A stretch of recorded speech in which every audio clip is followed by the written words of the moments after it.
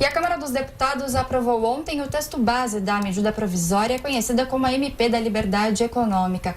Entre outros pontos, a proposta define regras para trabalho que beneficiam empresários e empreendedores.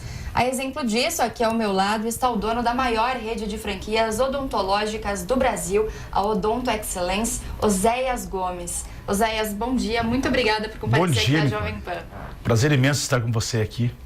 Eu gostaria de começar essa conversa te perguntando a respeito, então, da MP da Liberdade Econômica. Você que começou com uma pequena empresa e hoje já se transformou numa grande franquia, né? São mais de 600 unidades ao redor do país, além de outras ao redor do mundo, né? Isso, Portugal, Angola e Paraguai, é isso? Isso mesmo. Essa MP, essa medida provisória, ela é importante para as pequenas e para as médias empresas? O brasileiro que precisa empreender precisa dessa MP? Que gostoso ouvir essa palavra liberdade, né? Só ela já dá um relax. Essa medida ela vem trazendo facilidades para que o empresário ele possa tomar um novo passo. Por quê? Ela tinha algumas... O formato que nós vivíamos tinha uma certa limitação, que para o empresário tomar novas decisões, ele tinha que remodelar a sua empresa. E com essa medida, ela vem trazendo facilidades para que o empresário tenha mais coragem, se arrisque mais. E com isso, sem sombra de dúvida, trazendo riqueza para o nosso país. O empresário precisa disso. O empresário precisa se sentir seguro, apoiado com medidas inteligentes, que sejam unilaterais, que ajudem o empresário, automaticamente isso vai gerar novos empregos. Aliás, eu vejo muitas empresas tentando diminuir o quadro para ficar em um sistema antigo. Hoje eles podem ficar mais à vontade e eu tenho plena convicção que vai gerar mais emprego nas empresas que já existem e vão se arriscar ao crescimento ainda maior.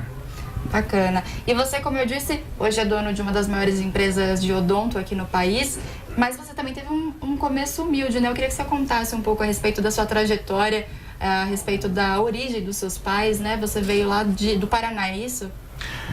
Isso, eu vim da roça, né? Da lavoura artesanal ainda, que era tudo manual, com os meus pais, com os meus falecidos pais, com os meus irmãos. E eu trabalhei na roça até aos 15 anos, cuidando de porco, de galinha, de gado, fazendo lavoura, aquela coisa toda que até hoje eu gosto. Porém, aos 15 anos eu percebi que eu precisava buscar mais conhecimento. Naquela época não tinha a quantidade de escolas, de faculdades que nós temos hoje. Eu fui embora para uma cidade vizinha chamada Telêmaco Borba, morar na casa de uma tia minha. E ali eu comecei a trabalhar em posto de gasolina, lavando carro e estudando à noite. Saí dali, trabalhei de pacoteiro de supermercados e entrei no banco antigo Bamirindos. Entrei como office boy, os primeiros cargos, e fui crescendo, cheguei a gerente de relacionamento. Mas sempre estudando.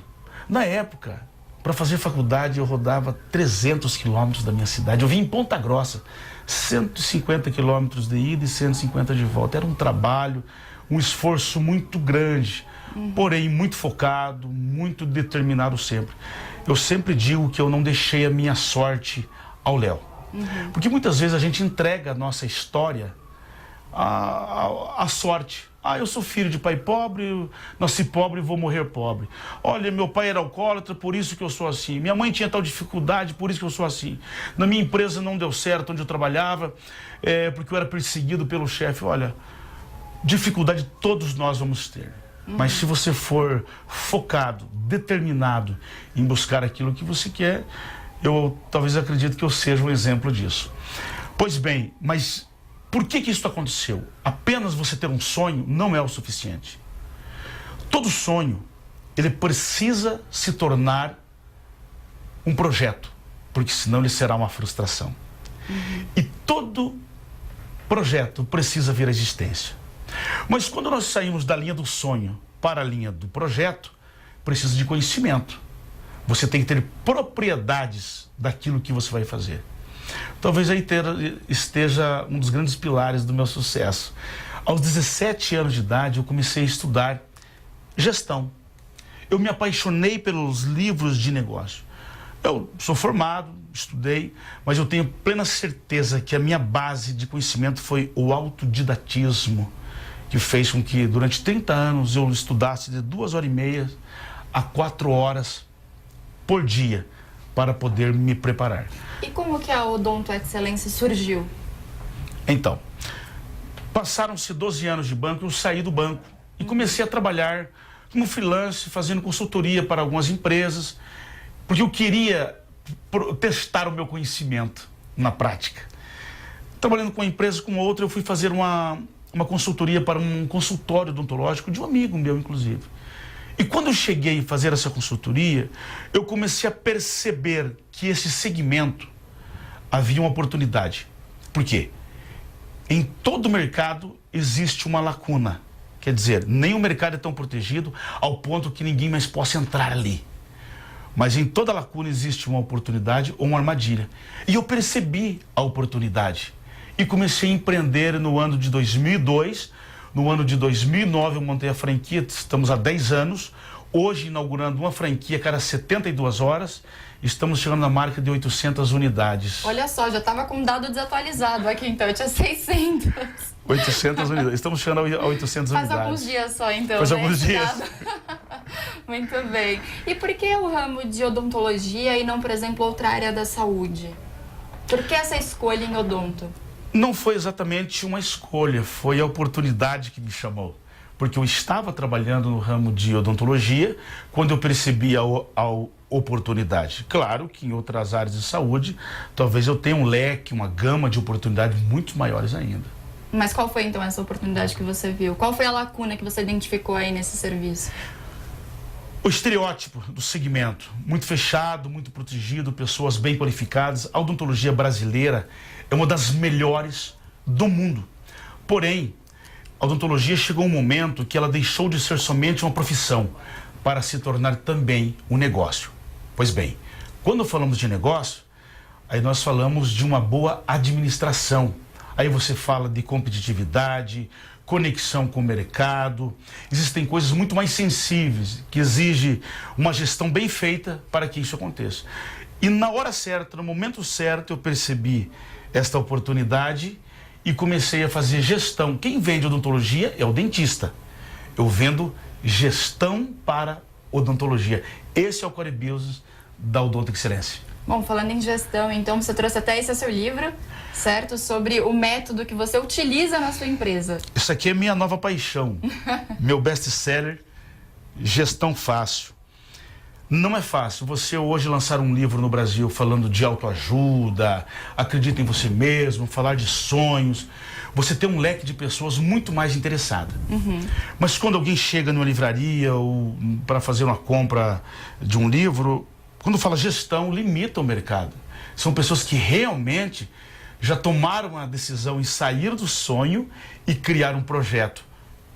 O leque é menor de pessoas. Mas eu estou muito feliz. Eu não quis... eu quis me manter firme na minha posição de gestão e lancei o Gestão Fácil.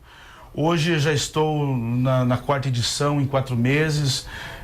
Sou o segundo livro mais vendido de gestão no Brasil. Estou muito feliz com a aceitação. Que bacana. A intenção é ajudar muitas pessoas através do Gestão Fácil, né? E, Oséias, só pra gente finalizar, como eu disse, você tem franquias aqui no Brasil, mas também tem em outros países, principalmente também aqui na América do Sul. Qual que é a principal diferença ou quais são as principais dificuldades? É mais fácil empreender aqui ou empreender lá fora? Cada um com suas particularidades. Eu costumo dizer que eu ainda estou taxiando na pista. Eu ainda não comecei a crescer pela quantidade de oportunidade que existe. Nós estamos no Brasil, nós estamos em Angola, tem as particularidades de Angola, tem do Paraguai e também nós temos em Portugal. O que nós temos mais de dificuldade no Brasil é aquilo que nós já vivemos no passado. Empresários sempre são discriminados, gera-se dificuldade, dá a impressão que riqueza no Brasil é um pecado. Falar de dinheiro, de riqueza, não. O Brasil precisa ter facilidades, abrir caminhos. A lei não foi feita, o homem não foi feito para a lei. As leis foram feitas para o homem. Se elas foram feitas para nós, elas que venham suavizando os nossos caminhos, as nossas veredas, para que o empresário consiga ter facilidade em ter a caminhada, em ter o seu trajeto. Isso que está acontecendo agora e que eu parabenizo em pé mesmo, porque ninguém consegue dar nada daquilo que não tem. O Brasil precisa continuar ajudando, fazendo filantropia, aliás, tecnofilantropia, que é fazer pessoas se tornarem produtivas no futuro. Precisamos ter a mente atentas para isso. Porém, o empresário precisa de facilidades para que gere riqueza, porque ninguém dá nada daquilo que não tem. Posso falar só mais uma coisinha? Claro. No Brasil, infelizmente, o que acontece, lei é igual moda. Por quê? Tem leis, tem moda que pega e tem moda que não pega. Por que muitas leis eu tenho o direito adquirido e não acontece? Por que não acontece? Porque não tem grana para pagar. Se não tem grana, a lei não vai acontecer. Então nós precisamos sim gerar riqueza no país para que possa trazer talvez as classes mais baixas, elevando para uma vida mais digna. Mas temos que ter riqueza no país. E ter riqueza não é aumentando líquida. De 10 para 12, de 12 para 15. Gerando mais riqueza para o país, com PIB melhor, com produção melhor, com produtos mais bem acabados e com genialidade. Oséias Gomes, é dono da maior franquia de odontologia do Brasil, a Odonto Excellence. Muito obrigada pela participação aqui no Jornal da Manhã, segunda edição, e parabéns pelo sucesso. Eu que agradeço. Muito obrigado.